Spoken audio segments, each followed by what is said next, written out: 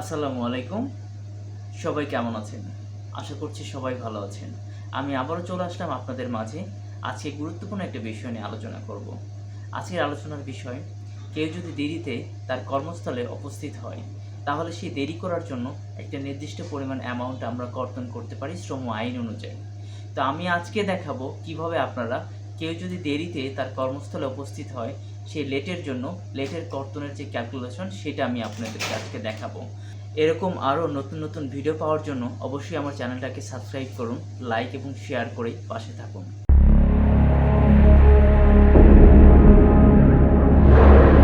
তো ভিউয়ার্স, আপনারা স্লাইডে দেখতে পাচ্ছেন লেট কর্তন করার নিয়ম। আজকে আমি আলোচনা করব কিভাবে লেট ক্যালকুলেশন করতে হয়।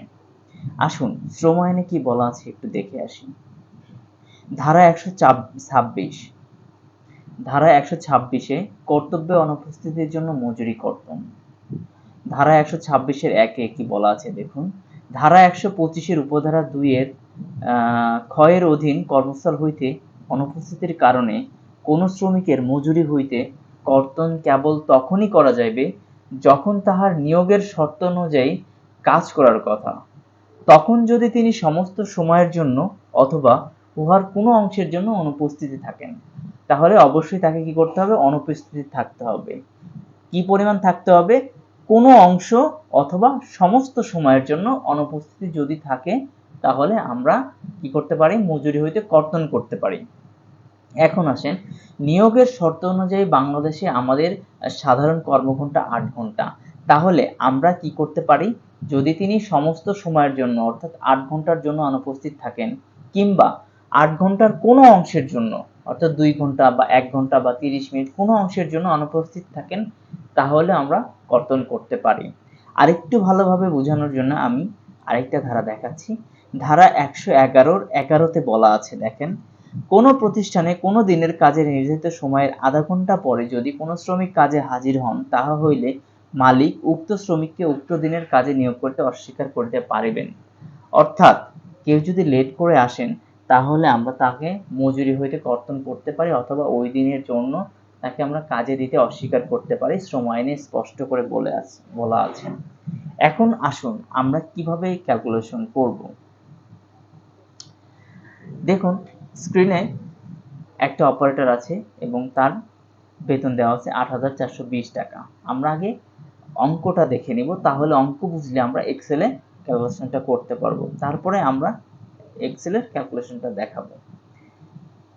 মনে করি সে একদিন 3 ঘন্টা লেট করে আসছেন, তাহলে প্রথমে আমাদের কি করতে হবে? তার বেসিকটা বের করতে হবে। আমার আগের ভিডিওগুলোতে কিভাবে বেসিক বের করবেন আমি এটা দেখাইছিলাম। তো আমরা বেসিক বের করলাম। 8,420 টাকা মজুরির বেসিক হচ্ছে, মূল মজুরি হচ্ছে 8,380 টাকা। এখন আমরা লেট কর্তন করব। আর লেট কর্তনটা সবসময় বেসিক থেকে হয়ে থাকে, সব কর্তনগুলোই বেসিক থেকে হয়ে থাকে। আমি এর আগে একটা ভিডিও দেখাচ্ছি, সেই ভিডিওতে কর্তনটা গ্রস থেকে হয়, ক্যালকুলেশনটা গ্রস থেকে হয়, এটা আমি দেখিয়েছি। আপনারা আমার প্রিভিয়াস ভিডিওটা দেখে নেবেন।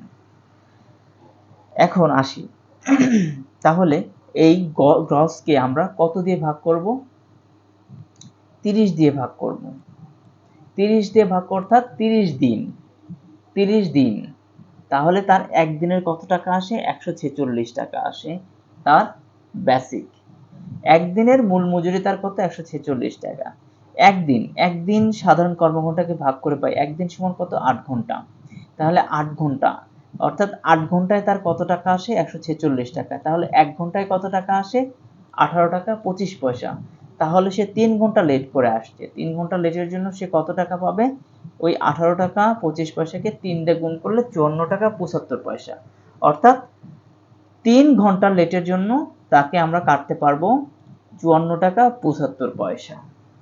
এবার আসি আমরা এক্সেলে। দেখুন, আমি এক্সেলের একটা টেমপ্লেট রেডি করে রেখেছিলাম। আমি আজকে আপনাদের এই টেমপ্লেটটা আমার ডিসক্রিপশন বক্সে আমি দিয়ে দিব। আপনারা চাইলে এই টেমপ্লেটটা ডাউনলোড করে আপনারা প্র্যাকটিস করতে পারেন। আসুন আমাদের কি ফর্মুলাটা আমরা এখানে ইউজ করব, সেটা হচ্ছে ইজিক্যাল টু বেসিক ভাগ 30 ভাগ 8 ইন্টু আওয়ার। তাহলে আমরা যদি ধরি আমরা ক্যালকুলেশনটা কিভাবে করব, আমরা এখানে একটা ক্যালকুলেশনটা লিখি ইজ ইকুয়াল টু বেসিকটা আমাদের এখানে আসবে, বেসিক ব্র্যাকেটটা দিয়ে নেই,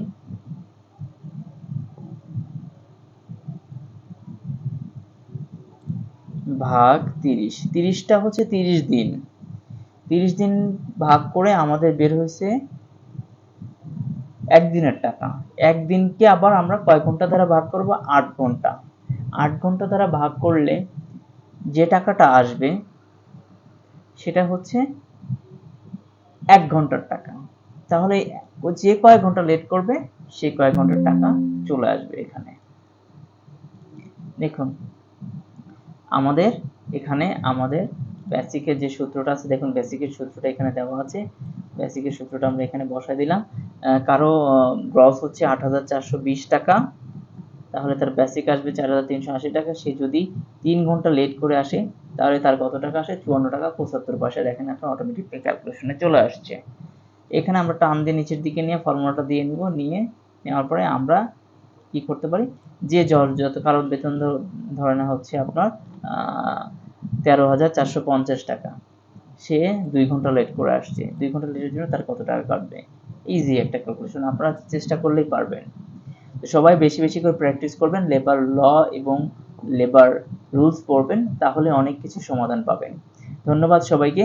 অবশ্যই আমার চ্যানেলটা সাবস্ক্রাইব করবেন এবং লাইক শেয়ার করে পাশে থাকবেন, আমাকে নতুন নতুন ভিডিও বানানোর উৎসাহ দিবেন। আর কারো কোনো যদি জানার থাকে, কোনো প্রশ্ন থাকে, অবশ্যই আমার কমেন্টস বক্সে লিখতে পারেন অথবা আমাকে সরাসরি মেসেজ করতে পারেন। সবাই ভালো থাকুন। আসসালামু আলাইকুম।